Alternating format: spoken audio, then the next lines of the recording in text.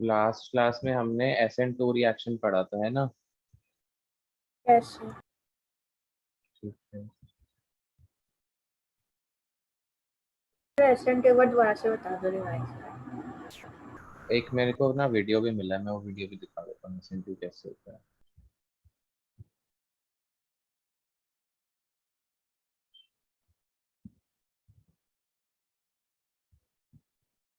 ठीक है।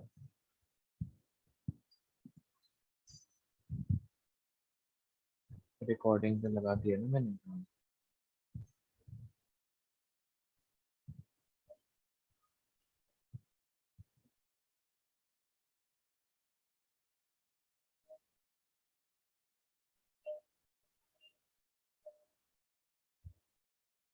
Let me see if it is able to play.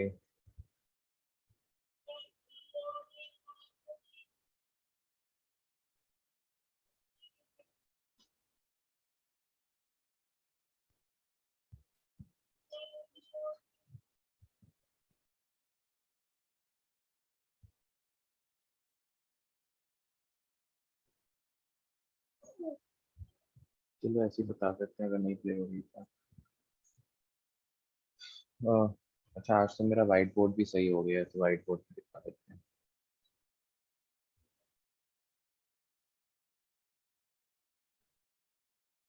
हम्म। देखो, ये आपका एक मॉलिक्यूल है, ठीक है।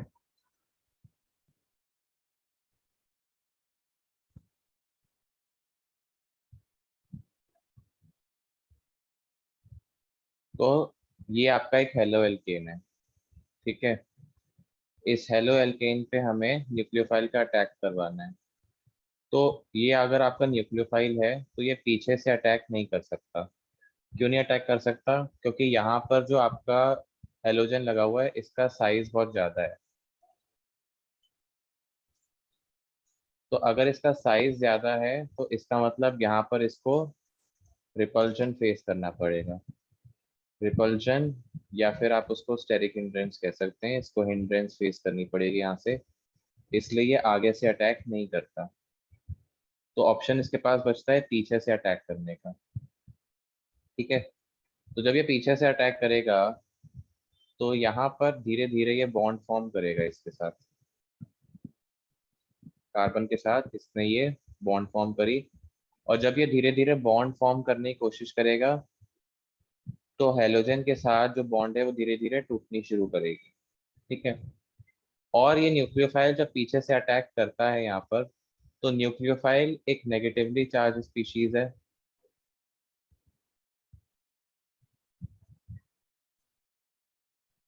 और ये जो एल्काइल ग्रुप्स हैं इनके एटम्स में भी वैलेंस इलेक्ट्रॉन्स होते हैं। तो ये दोनों नेगेटिव चार्जेस एक दूसरे को करते हैं रिपेल। तो रिपल्शन की वजह से ये जो तीनों ग्रुप्स हैं ये नॉन प्लेनर से प्लेनर हो जाते हैं, ठीक है। एक ही प्लेन में लाई करते हैं फिर ये, ठीक है। ये वाला आगे की तरफ है, ये वाला पीछे की तरफ है। और ये इस तरीके से इन्होंने प्लेनर ज्योमेट्री बना दी। तो यहाँ पर जो ये हेलो एल्केन की जो ज्योमेट्री थी ये थी टेट्राहेड्रल। और इधर जो अब इस ट्रांजिशन स्टेट की जो ज्योमेट्री है ये हो चुकी है ट्राइगोनल बाइपिरामिडल, ठीक है। और ये ट्रांजिशन स्टेट जो है बहुत ज्यादा अनस्टेबल होती है। तो तुरंत क्या होगा, तुरंत ये हेलोजन निकल जाएगा लिविंग ग्रुप की फॉर्म में, और आपके पास कंपाउंड बन जाएगा इस तरीके से,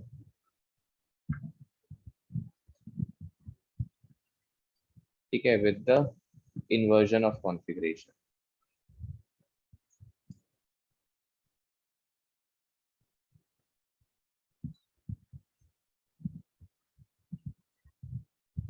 इन्वर्जन का हो कॉन्फ़िगरेशन का या इन्वर्जन ऑफ स्टीरियोकेमिस्ट्री, एक ही बात है। तो this is called SN2 reaction, ठीक है। तो SN2 रिएक्शन में पहला इंपॉर्टेंट पॉइंट क्या है कि कॉन्फ़िगरेशन का इन्वर्जन होता है। दूसरा पॉइंट क्या है कि न्यूक्लियोसाइड जो है वो बैक अटैक करता है, बैक साइड अटैक करता है। तीसरा पॉइंट क्या है कि this reaction is a single step reaction. ठीक है, ये एक सिंगल स्टेप रिएक्शन है। और एक बहुत ज्यादा important point,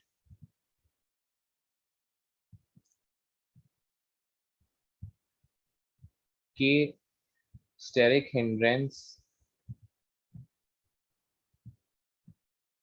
स्लोअर्स the rate of SN2 mechanism. तो जहां पर स्टेरिक हिंड्रेंस ज्यादा होगी वहां पर SN2 मैकेनिज्म स्लो होगा, जहां मिनिमम स्टेरिक हिंड्रेंस होगी वहां पर SN2 रिएक्शन ज्यादा होगा। ठीक है, तो इसके लिए हमने रेट भी लिखा था, रिएक्शन का रेट। अगर सपोज आपके पास टर्शरी हेलो एल्केन है, प्राइमरी सेकेंडरी हेलो एल्केन है, प्राइमरी हेलो एल्केन है और मिथाइल हेलो एल्केन है, तो इन चारों के लिए हमने रेट भी लिखा था। जैसे ये अगर हम बात करें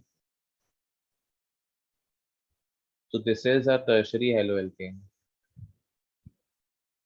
ये प्राइमरी हेलो एल्केन है, सॉरी ये सेकेंडरी है। ठीक है, ये प्राइमरी है और ये आपका मिथाइल हेलो एल्केन। ठीक है, तो इन चारों में अगर हमें रेट लिखना हो तो इसमें आप देखो यहाँ पर कार्बन पर 3 हाइड्रोजन लगे हुए हैं। ठीक है, इस तरीके से हाइड्रोजन तो छोटा एटम होता है, इसीलिए न्यूक्लियोफाइल को कोई स्टेरिक हिंड्रेंस फेस नहीं करनी पड़ेगी। इसके केस में 2 हाइड्रोजन है, 1 मिथाइल है, मतलब इस वाले के कंपैरिजन में यहाँ पर स्टेरिक हिंड्रेंस इंक्रीज हो गई, इस वाले में स्टेरिक हिंड्रेंस और ज्यादा इंक्रीज हो जाएगी क्योंकि यहाँ पर 2 मिथाइल अटैच हो गए हैं। और लास्ट वाले केस में सबसे ज्यादा स्टेरिक हिंड्रेंस होगी क्योंकि 3 बड़े बड़े मिथाइल लगे हुए हैं, इसीलिए जो रेट होगा SN2 मैकेनिज्म का वो ये हो जाएगा। This is the rate of SN2 mechanism in methyl haloalkane, primary, secondary and tertiary haloalkane. ठीक है, समझ में आ गया। और ये एक सिंगल स्टेप रिएक्शन है, एक ही स्टेप में, मतलब आपका न्यूक्लियोफाइल ने अटैक करा और अटैक करते ही बॉन्ड बना ली, तुरंत लीविंग ग्रुप निकल गया, प्रोडक्ट बन गया।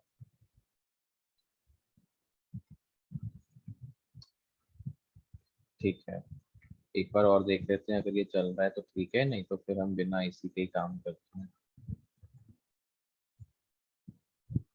यहाँ पर ऑप्शन नहीं चल रहा, नेटवर्क इशू है, कोई बात नहीं। SN2 रिएक्शन समझ में आ गई।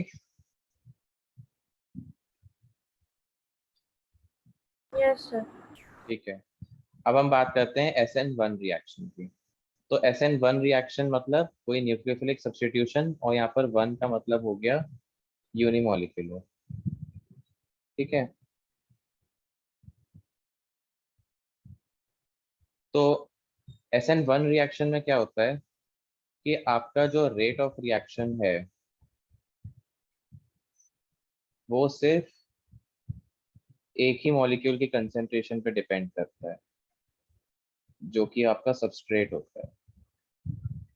तो SN2 के केस में हमने देखा था कि सबस्ट्रेट और न्यूक्लियोफाइल दोनों की कंसेंट्रेशन पे डिपेंड करता है, लेकिन SN1 के केस में सिर्फ सबस्ट्रेट की कंसेंट्रेशन पे डिपेंड करता है, न्यूक्लियोफाइल की कंसेंट्रेशन पे रेट डिपेंड नहीं करता। तो चाहे आप कम न्यूक्लियोफाइल लो या फिर आप ज्यादा न्यूक्लियोफाइल लो, कोई फर्क नहीं पड़ता, रेट ऑफ रिएक्शन उतना ही रहेगा क्योंकि न्यूक्लियोफाइल से SN1 को कोई मतलब नहीं है। इसीलिए हम इसको कहते हैं यूनिमोलिकुलर रिएक्शन, दैट मीन्स हमें सिर्फ एक ही मॉलिक्यूल से मतलब है।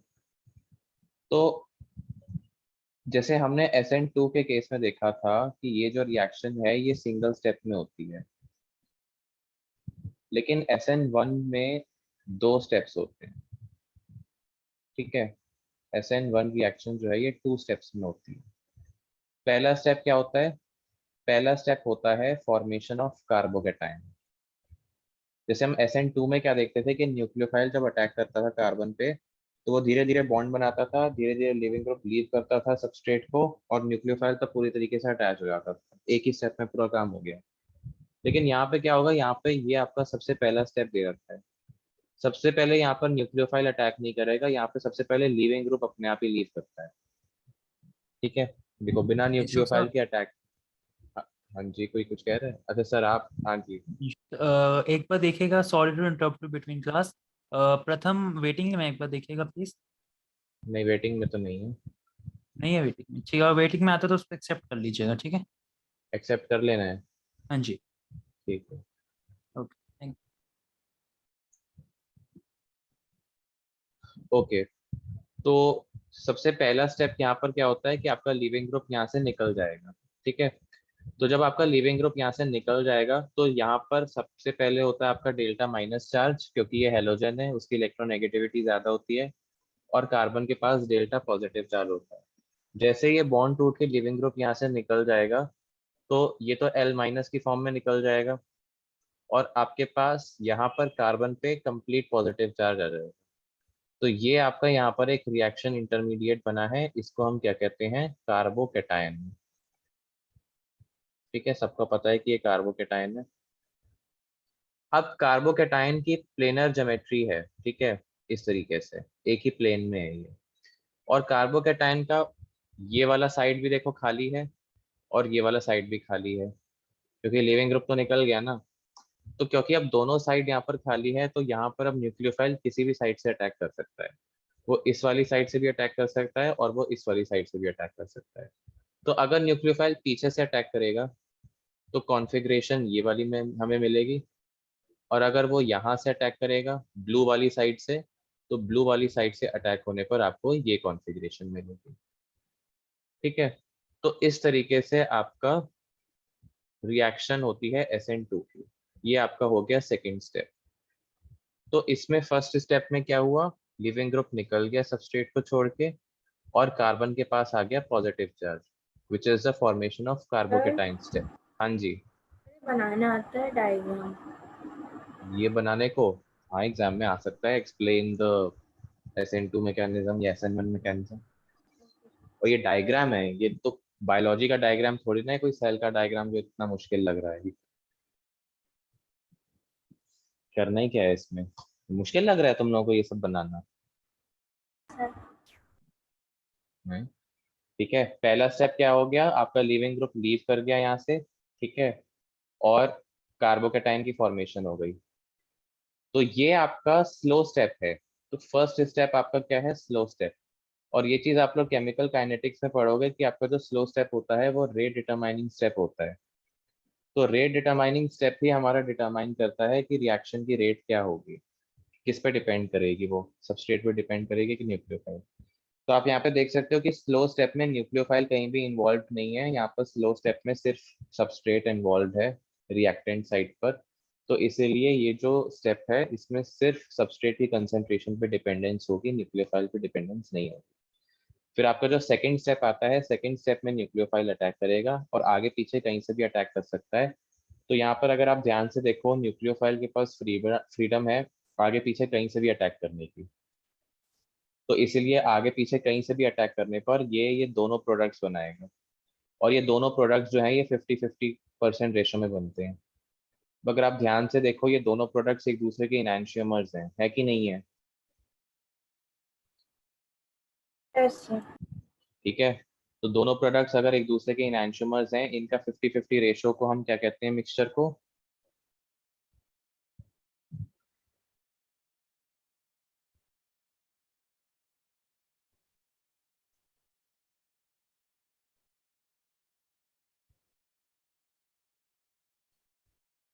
Racemic racemic mixture. मिक्सचर। ठीक है, तो यहाँ पर SN1 रिएक्शन, SN2 में हमने क्या देखा था, SN2 में कॉन्फ़िगरेशन इन्वर्स हो जाती थी, there was inversion of configuration due to back side attack. लेकिन SN1 रिएक्शन में क्या हो रहा है, SN1 रिएक्शन में रेसिमिक मिक्सचर बनता है, मतलब दोनों इनैंशियोमर्स 50-50 रेशियो में बनेंगे। ठीक है, so this is the difference between SN1 and SN2 reaction. SN2 reaction causes inversion of configuration, and SN2 हाँ, SN2 reaction causes inversion of configuration and SN1 reaction causes racemization. ठीक है, तो यहाँ पर अब हमें रेट बताना है। ठीक है, कि आपका SN1 में जो प्राइमरी, सेकेंडरी और टर्शरी हेलो एल्केन्स हैं उनका रेट क्या होगा। तो देखो यहाँ पर जो रेट है वो डिपेंड करता है, यहाँ पर rate depends on stability of carbocation.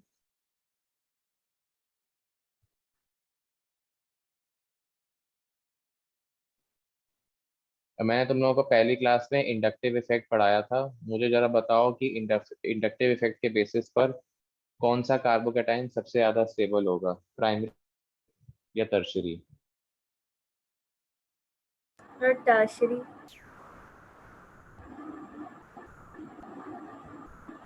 हाँ, टर्शियरी सबसे ज्यादा स्टेबल होगा। ठीक है, क्यों सबसे ज्यादा स्टेबल होगा बताओ? क्योंकि उसमें आर के ज़्यादा हैं। क्या ज्यादा है? आर ज्यादा है?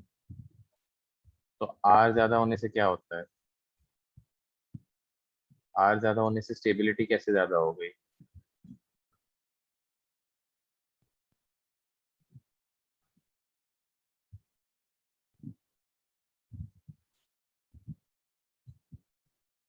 बोलो।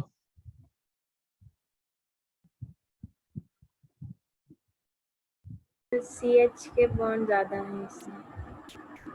हाँ तो क्यों? कौन से सी एच के बॉन्ड, ये वाले बॉन्ड कह रही हो? Yes sir. हाँ चलो, बॉन्ड ज्यादा है तो उससे होगा क्या, वही तो मैं पूछ रहा हूँ। मुझे स्पेसिफिक टर्म का नाम पूछ रहा हूँ मैं एक। यहाँ पर आप एक स्पेसिफिक टर्म यूज करोगे। CH3 या फिर CH बॉन्ड की वजह से क्या होता है कि कार्बोकेटाइन की स्टेबिलिटी बढ़ जाती है? आंसर सही है तुम्हारा, टर्शियरी की ज्यादा होगी स्टेबिलिटी, फिर सेकेंडरी, फिर प्राइमरी, फिर मिथाइल। बट क्यों? CH3 ऐसा क्या करता है? देखो, CH3 जो है ये प्लस आई ग्रुप होता है। प्लस आई ग्रुप का मतलब इलेक्ट्रॉन डोनेटिंग ग्रुप।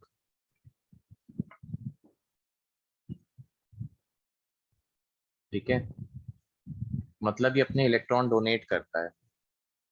अब अगर ये अपने इलेक्ट्रॉन डोनेट करेगा तो इसका मतलब यहाँ इसने अपने इलेक्ट्रॉन डोनेट करे, इसने भी अपने इलेक्ट्रॉन डोनेट करे, इसने भी इलेक्ट्रॉन डोनेट करे।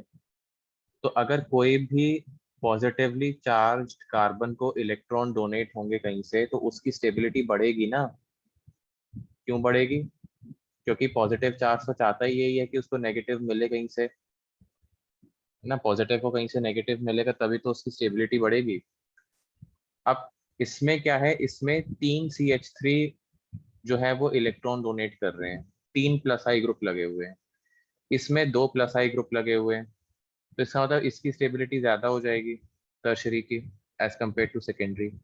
ऐसे ही आप सेकेंडरी और प्राइमरी में कंपेयर करो, सेकेंडरी में 2 प्लस आई ग्रुप लगे हुए हैं, प्राइमरी में एक ही लगा हुआ है।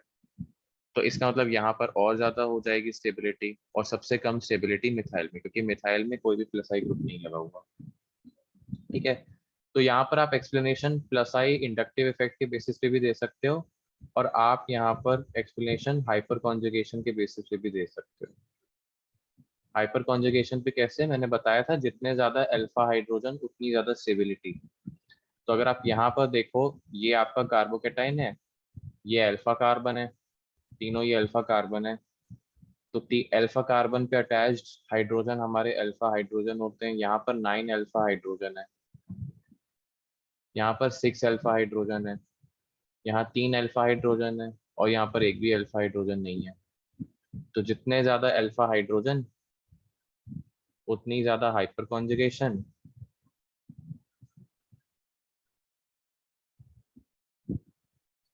और उतनी ज्यादा स्टेबिलिटी।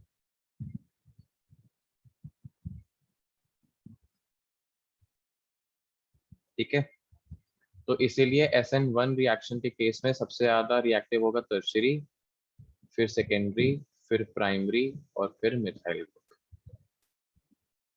ठीक है, ये आपका ऑर्डर हो जाएगा। अगर आपको याद हो तो SN2 में इसका रिवर्स ऑर्डर होता था, याद है?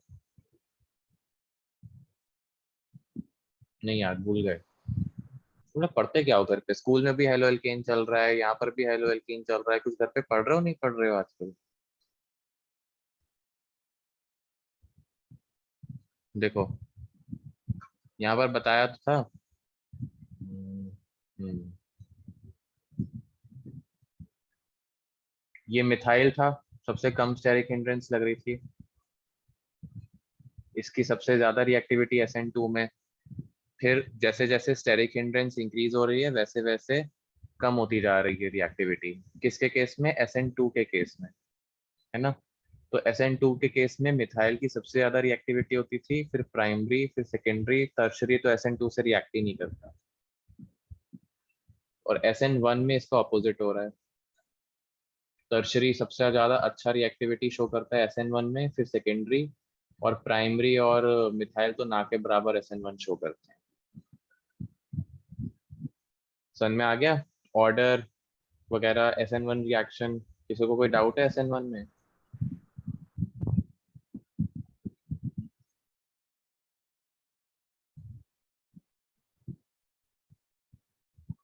मेरी आवाज आ रही है?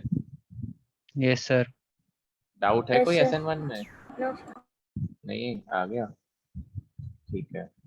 अब ये ऑन तो होगी नहीं जहाँ तक मुझे लगता है, पता नहीं, मैंने पहले चला के देखी थी तो ऑन हो गई थी।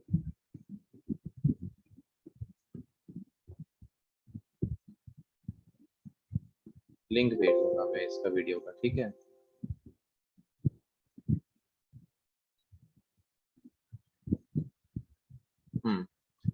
तो यहाँ पर SN1 और SN2 के पॉइंट्स ऑफ डिफरेंसेस हैं, ठीक है। पहला तो पॉइंट हम लोगों ने डिस्कस किया था कि SN1 जो है वो एक यूनिमोलिकुलर रिएक्शन होती है और SN2 एक बायमोलिकुलर रिएक्शन होती है, ठीक है।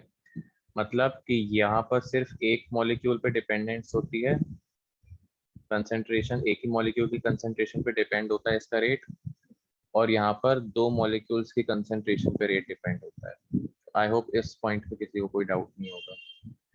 फिर यहाँ पर क्योंकि एक ही मॉलिक्यूल पे डिपेंडेंस है इसीलिए फर्स्ट ऑर्डर काइनेटिक्स होगी, और यहाँ पर दो मॉलिक्यूल्स पे डिपेंडेंस है इसीलिए सेकेंड ऑर्डर काइनेटिक्स होगी। इसका जो रेट ऑफ रिएक्शन है वो हो जाएगा R इज इक्वल टू के इंटू सबस्ट्रेट की कंसंट्रेशन, और इसका जो रेट होगा वो होगा R इज इक्वल टू के इंटू सबस्ट्रेट की कंसंट्रेशन इंटू न्यूक्लियोफाइल की कंसंट्रेशन, ठीक है। फिर SN1 में दो स्टेप्स होते हैं, ठीक है। क्या क्या? पहला होता है फॉर्मेशन ऑफ कार्बोकेटाइन,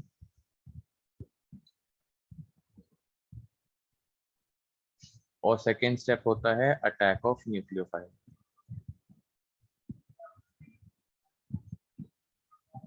और इसमें एक ही स्टेप होता है हमारा, क्या होता है, सीधा न्यूक्लियोफाइल डायरेक्टली अटैक करता है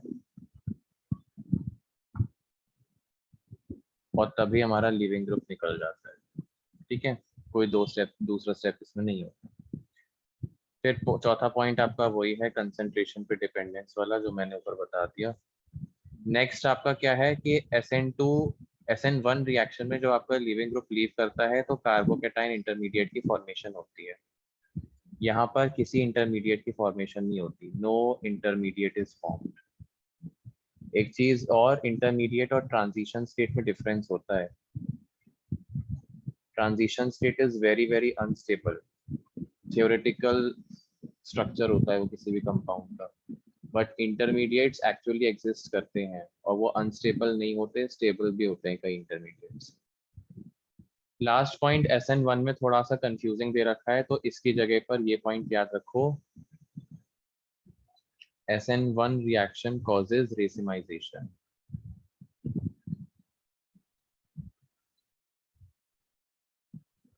ठीक है, मतलब रेसिमिक मिक्सचर बनते हैं दोनों एनैंटियोमर्स का 50-50 रेशो बनेगा, और SN2 रिएक्शन में there is inversion of configuration.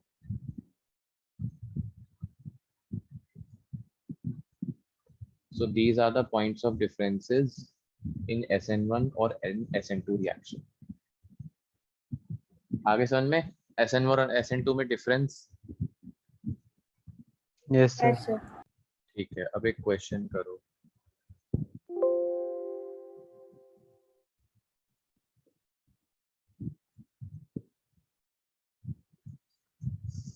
आपको बताना है SN1 रिएक्शन से कौन सा वाला मॉलिक्यूल SN1 से होगा, कौन सा SN2 से होगा।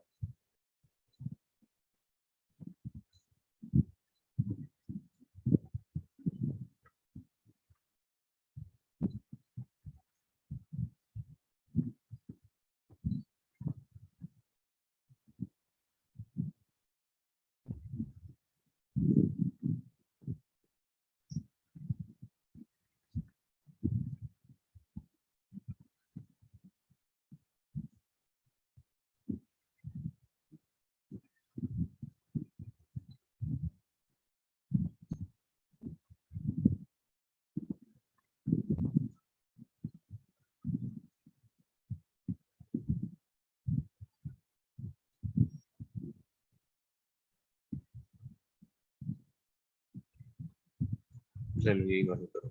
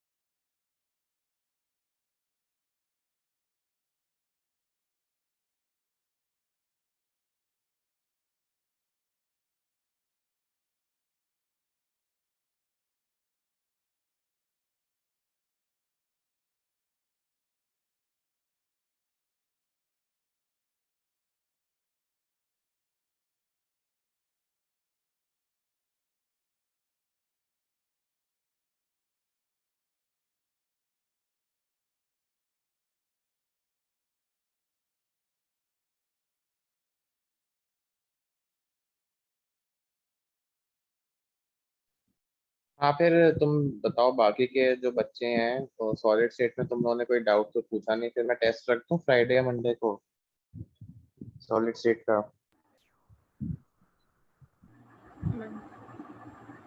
रखूं?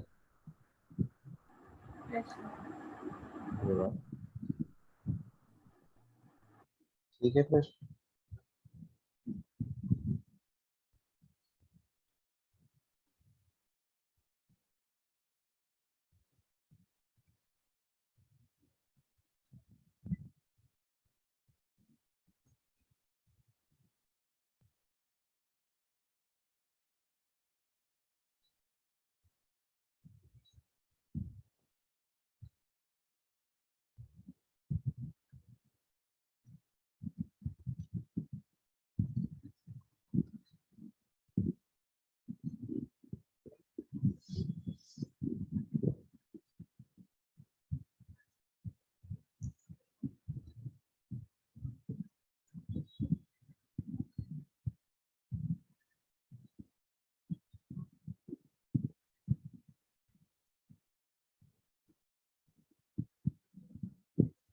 बताओ भाई, ये तो ऐसे देखते ही हो जाएंगे, इसमें इतना सोचने विचारने वाला क्या है। पहला वाला बताओ। अंशुमन चलो तुम बताओ, पहला वाला SN1 से होगा कि SN2 से होगा?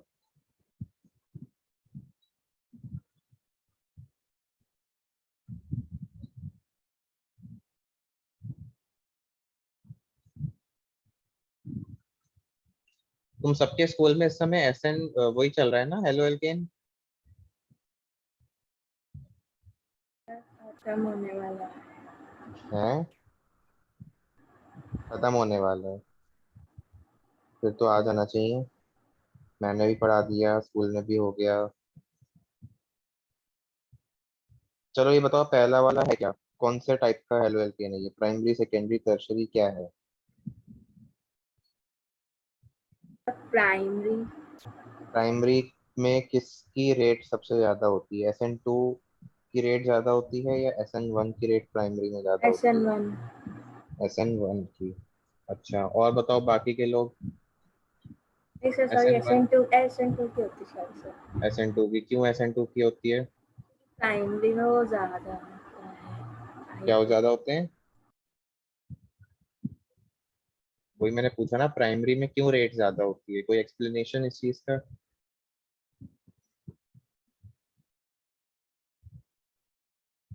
हम्म बाकी के लोग बताओ, SN2 में प्राइमरी की रेट क्यों ज्यादा होती है, जैसा कि प्रांजल ने बोला है कि SN2 में प्राइमरी की रेट ज्यादा होती है, क्यों ज्यादा होती है? तुम लोगों ने SN2 घर पे पढ़ा नहीं या समझ में नहीं आया SN2, ये बताओ मुझे।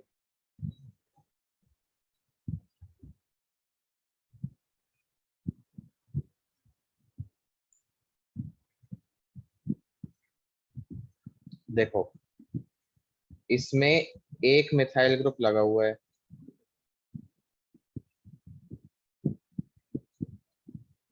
ठीक है, एक ही मिथाइल ग्रुप लगा हुआ है, मतलब बाकी के 2 हाइड्रोजन है, तो 2 हाइड्रोजन ये, तो यहाँ पर आपकी स्टेरिक हिंड्रेंस कम है।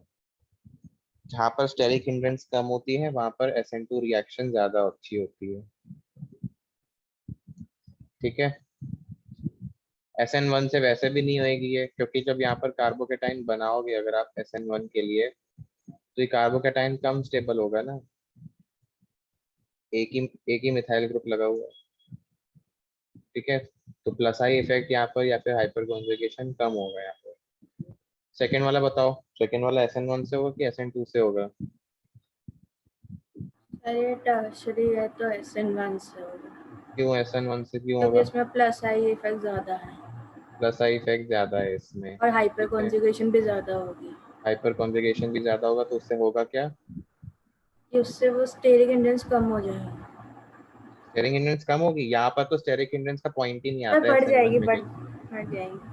बच्चे SN1 में याद रखना है, SN1 में हम स्टेरिक हिंड्रेंस का कॉन्सेप्ट ही यूज नहीं करते, ठीक है।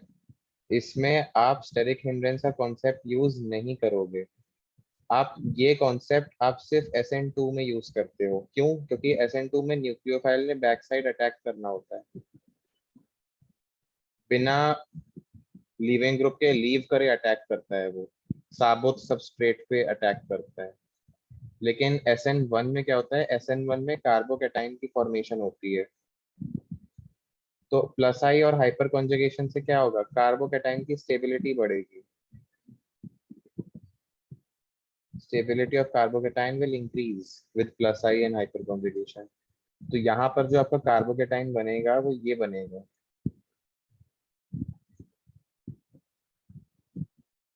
ठीक है। तो इसीलिए इस कार्बोकेटाइन की स्टेबिलिटी इंक्रीज होगी प्लस आई और हाइपर कॉन्जुगेशन की वजह से, इसीलिए ये SN1 होगा। टॉक लाइक अ केमिस्ट, ऐसे आर्ट्स और कॉमर्स वाले बच्चों की तरह बातें करते हो कि औरंगजेब को जो है लालच हो रहा था इसीलिए उसने अपने भाइयों को मरवा दिया। ऐसे थोड़ी ना होता है।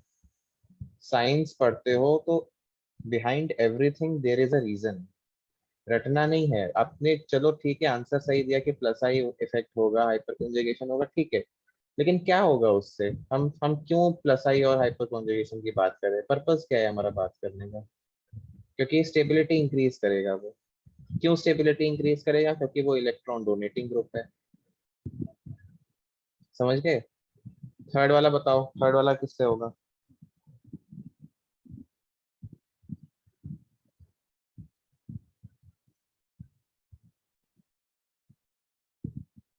और बस एक ही बच्चा है क्या क्लास में, बाकी के दोनों कहाँ हैं? बेटा टेस्ट होने तो तुम लोगों को फिर बता। सॉलिड स्टेट के बाद फिर इसी का ही नंबर है।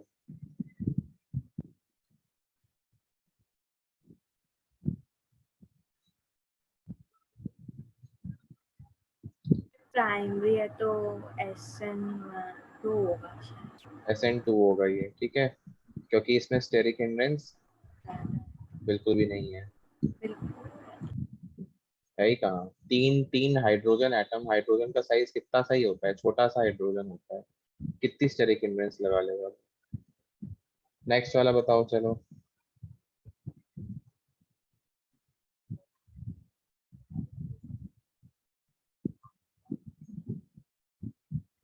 टर्शरी है तो SN1।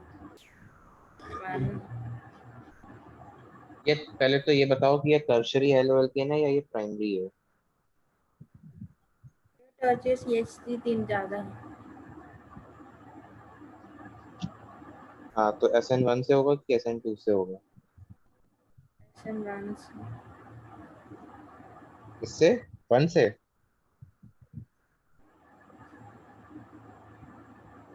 बोलो बोलो।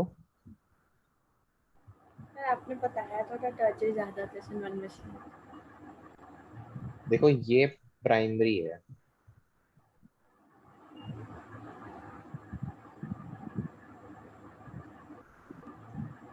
ये एक प्राइमरी हेलो एल्केन है। ये तो समझ में आ रहा है ना कि ये प्राइमरी हेलो एल्केन क्यों है भाई। Yes sir. हेलोजन जिस कार्बन से है वो तो एक ही कार्बन से अटैच्ड है ना, तो प्राइमरी हेलो एल्केन ही तो हुआ। और प्राइमरी की रेट किस में ज्यादा होती है, SN2 में। इस ग्रुप से हमें मतलब नहीं है क्योंकि ये ग्रुप हेलोजन से अटैच थोड़ी ना है। ये तो बस खाली कंफ्यूज करने के लिए दे रखा है ग्रुप, कि आप लोग टर्शियरी ग्रुप देखो और SN1 पे टिक लगा दो। बट इस ग्रुप का तो अगर देखा जाए हमें कोई मतलब ही नहीं है, हमें मतलब किससे है, हमें इससे मतलब है सिर्फ। ठीक है, इसीलिए ये रिएक्शन SN2 से, SN1 से तो हो ही नहीं सकती। क्योंकि अगर आप कार्बोकेटाइन देखो, यहाँ पर जो कार्बोकेटाइन बनेगा वो कार्बोकेटाइन कितना अनस्टेबल होगा, क्योंकि उसमें सिर्फ 2 अल्फा हाइड्रोजन प्रेजेंट होंगे कार्बोकेटाइन को स्टेबलाइज करने के लिए। आप एक बार कार्बोकेटाइन बना के देखो,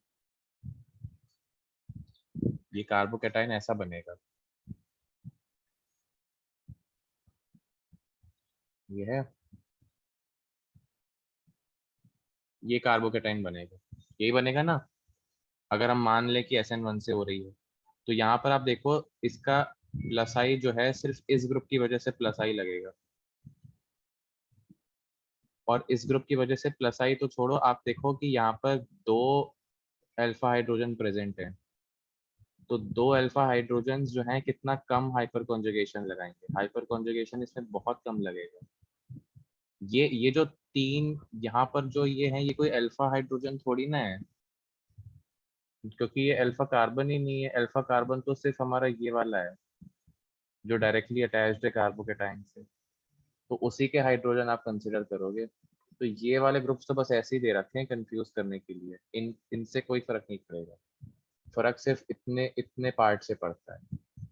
ठीक है, इसीलिए आपका ये कंपाउंड, इसका जो कार्बोकेटाइन है ये अनस्टेबल होगा, लेस स्टेबल होगा। ठीक है, अनस्टेबल कहो या फिर लेस स्टेबल। और हिंड्रेंस इसमें लगेगी नहीं, क्योंकि इस कार्बन पर 2 हाइड्रोजन हैं और एक ये वाला ग्रुप है, तो ये वाला ग्रुप हिंड्रेंस लगाएगा, लेकिन 2 हाइड्रोजन थोड़ी ना हिंड्रेंस लगाएंगे। SN2 से होगी रिएक्शन प्राइमरी हेलो एल्कीन। समझ में आ गया। SN1 और SN2 की एक एक्सरसाइज NCERT में दे रखी है, उसको कर लेना।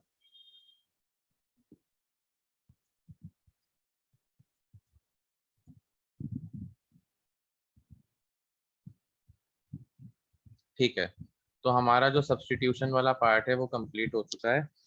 अब हम पढ़ेंगे एलिमिनेशन रिएक्शंस। ठीक है, तो एलिमिनेशन रिएक्शंस में हमें एक ही रिएक्शन पढ़नी है, विच इज डिहाइड्रोहेलोजनेशन रिएक्शन। देखो डी का मतलब होता है टू रिमूव, तो रिमूव हमें क्या करना है, एक तो हाइड्रो मतलब हाइड्रोजन, और एक हेलो मतलब कि हेलोजन। ठीक है, तो एलिमिनेशन का तो मतलब ये होता है, किसी भी एलिमिनेशन रिएक्शन में हम लोग क्या करते हैं, हम लोग एटम्स को रिमूव करते हैं। ठीक है, तो डिहाइड्रोहेलोजनेशन जो है वो उसी एलिमिनेशन रिएक्शन का एक एग्जांपल है।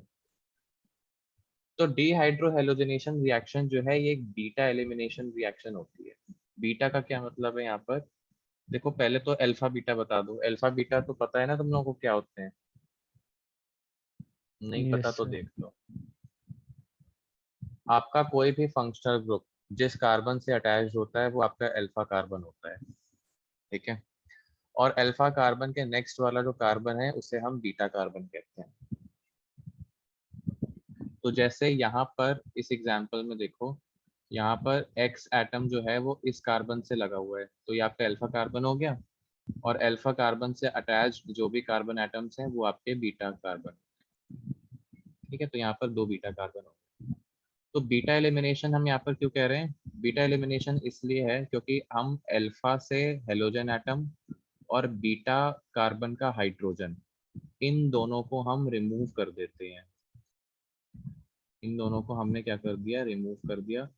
तो इनको रिमूव करने पे क्या होगा? ये जो अल्फा बीटा कार्बन होते हैं इनके बीच में डबल बॉन्ड आ जाती है और यहाँ से फॉर्मेशन होती है एल्कीन की। ये रिएक्शन आप लोगों ने 11th क्लास में भी पढ़ी होगी, एल्कीन जब पढ़ा होगा तो। ठीक है, so dehydrohalogenation is the example of a beta elimination reaction. तो हमने क्या किया? हमने एक हेलो एल्केन लिया और हेलो एल्केन में हमने रिएजेंट डाला अल्कोहलिक KOH। अब यहाँ पर कंफ्यूज नहीं होना है, हमने एक न्यूक्लियोफिलिक सब्स्टिट्यूशन रिएक्शन पढ़ी थी जिसमें हमने हेलो एल्केन में, अगर आपको याद हो तो हमने एक्वस KOH डाला था और उससे अल्कोहल की फॉर्मेशन हुई थी। याद है ये रिएक्शन? वहां हमने एक्वस KOH यूज किया था, वो एक न्यूक्लियोफिलिक सब्स्टिट्यूशन रिएक्शन थी। यहाँ पर हम अल्कोहलिक KOH यूज कर रहे हैं, तो कंफ्यूज मत होना अल्कोहलिक KOH और एक्वस KOH में। ठीक है, तो जब आप किसी हेलो एल्केन को अल्कोहलिक KOH में हीट करते हो तो उससे अल्फा कार्बन से ये हेलोजन और बीटा कार्बन से हाइड्रोजन ये रिमूव हो जाएगा और एल्कीन की फॉर्मेशन हो जाएगी। ठीक है, तो यहाँ पर तो केस हो गया एक। मैं आपको व्हाइट बोर्ड पे दिखाता हूँ, बेटर समझ में आएगा।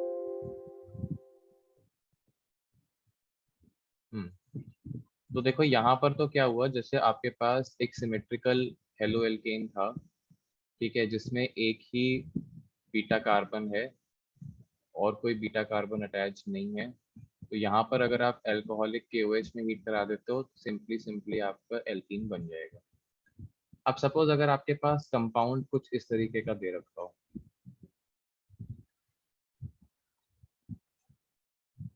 ठीक है, तो मुझे कोई बता सकता है यहाँ पे कितने बीटा कार्बन प्रेजेंट हैं?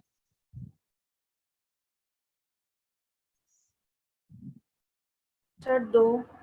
दो, ठीक है, एक ये बीटा कार्बन है और एक ये बीटा कार्बन है। तो अब अगर आप यहाँ से एलिमिनेशन करवाओगे तो इस कार्बन से भी हाइड्रोजन रिमूव हो सकता है और इस कार्बन से भी हाइड्रोजन रिमूव हो सकता है। तो आप दोनों प्रोडक्ट्स बना के देख लो, एक प्रोडक्ट आपका ये बन सकता है और एक प्रोडक्ट आपका ये बन सकता है। लेकिन अगर आप इस प्रोडक्ट को ध्यान से देखो, दोनों सेम नहीं है।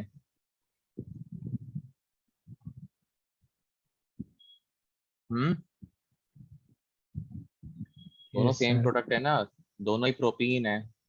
ठीक है, तो इसीलिए यहाँ पर भी सेम प्रोडक्ट बन गया। लेकिन अगर आप सपोज कुछ इस टाइप का प्रोडक्ट ले लो,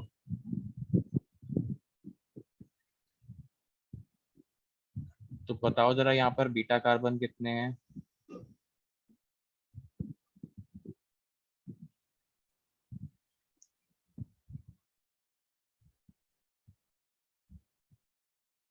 सर इसमें भी दो हैं। इसमें भी दो सर ही टू हैं। है। यहाँ पर एक ये बीटा कार्बन है, एक ये बीटा है। तो हाइड्रोजन आप दोनों में से किसी से भी निकाल सकते हो, निकाल सकते हो। तो आप एक प्रोडक्ट ये बन सकता है और एक प्रोडक्ट ये बन सकता है। अब अगर आप दोनों प्रोडक्ट्स को ध्यान से देखो, क्या ये दोनों प्रोडक्ट सेम है?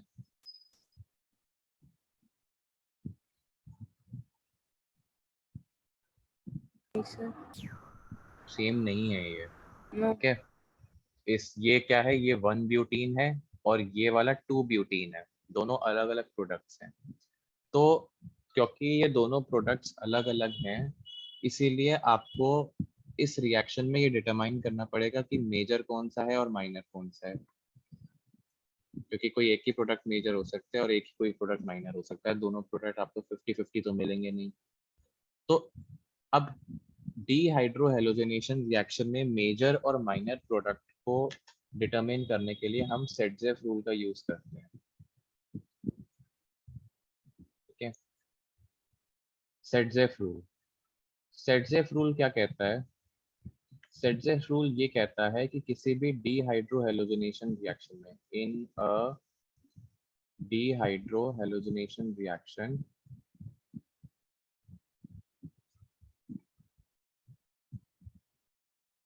that product is favorable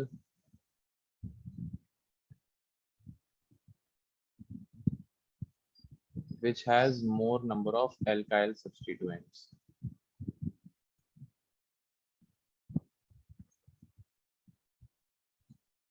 ठीक है, मतलब अगर किसी एल्कीन, या मुझे लिखना चाहिए दैट एल्कीन प्रोडक्ट, तो आपका वो एल्कीन प्रोडक्ट ज्यादा फेवरेबल होगा जिसमें एल्काइल सब्स्टिट्यूएंट्स ज्यादा होंगे। तो अब आप इस प्रोडक्ट को देखो, ये एल्कीन है, इस एल्कीन में कितने एल्काइल सब्स्टिट्यूएंट्स लगे हुए हैं?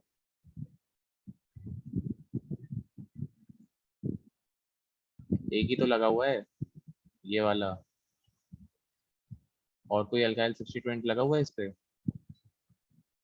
नहीं नो लगा। सर। अब अगर आप इस एल्कीन को देखो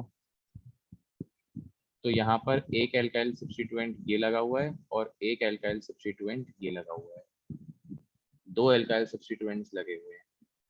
तो अब यहाँ पर क्योंकि दो एल्काइल सब्स्टिट्यूएंट्स लगे हुए हैं, तो जिसपे ज्यादा एल्काइल सब्स्टिट्यूएंट्स वो हमारा मेजर प्रोडक्ट है। तो इसका मतलब ये जो आपका दूसरा वाला प्रोडक्ट है ये हो गया मेजर प्रोडक्ट, और ये वाला जो प्रोडक्ट है ये हो जाएगा माइनर प्रोडक्ट। ठीक है, तो ये आइडिया कहाँ से आया? इसकी एक्सप्लेनेशन मिलती है हमें हाइपर कॉन्जुगेशन से। कैसे? मैंने हाइपर कॉन्जुगेशन आपको बताया था क्या होता है। तो अगर आप देखो यहाँ पर 2 अल्फा हाइड्रोजन है और यहाँ पर 6 अल्फा हाइड्रोजन है। ठीक है, जिसमें ज्यादा अल्फा हाइड्रोजन उसमें ज्यादा हाइपर कॉन्जुगेशन, उसकी स्टेबिलिटी ज्यादा होती है। इसीलिए सेडजेफ ने ये बोला कि इस जिसमें अल्काइल सब्स्टिट्यूएंट ज्यादा उसमें ज्यादा उसकी स्टेबिलिटी होती है। ठीक है, तो आपको बस अल्काइल सब्स्टिट्यूएंट्स देखने हैं किसमें ज्यादा है, वही आपका फेवरेबल प्रोडक्ट बन जाएगा।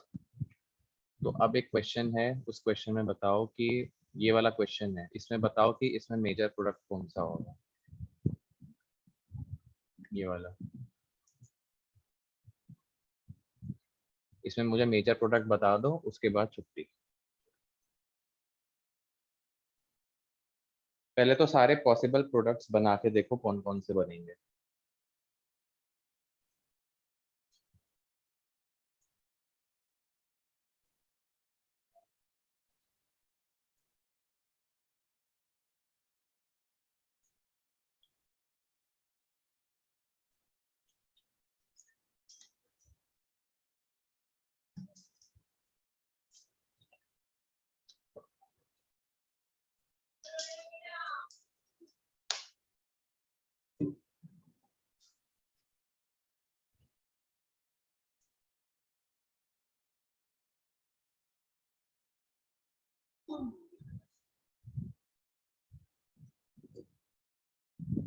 आया किसी का?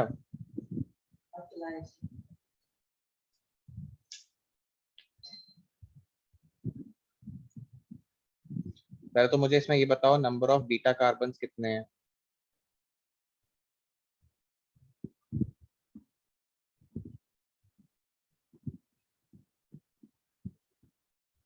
सर 3। 3 है, एक तो ये है, एक ये है, और एक ये है। ठीक है, फिर तीनों से अगर हम हाइड्रोजन निकालें तो 3 प्रोडक्ट्स बन सकते हैं। एक तो ये प्रोडक्ट बन सकता है,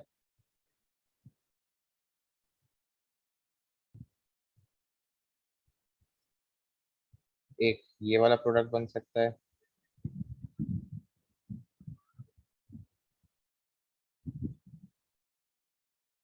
और तीसरा प्रोडक्ट ये बन सकता है।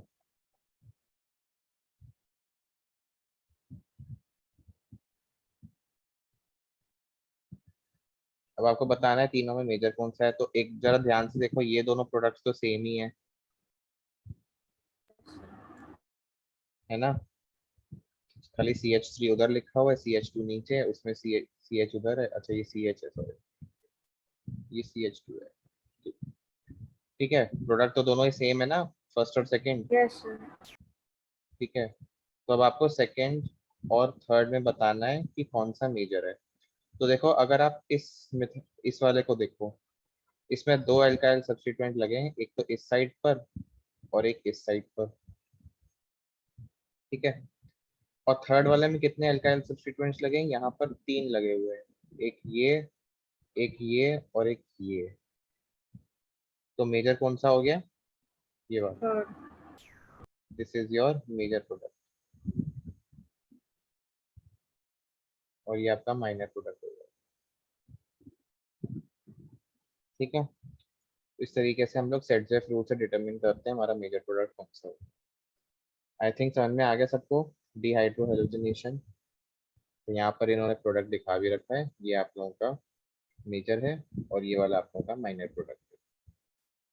ठीक है, फिर रेट ऑफ डिहाइड्रोहेलोजिनेशन हम लोग फिर नेक्स्ट क्लास में डिस्कस करते हैं।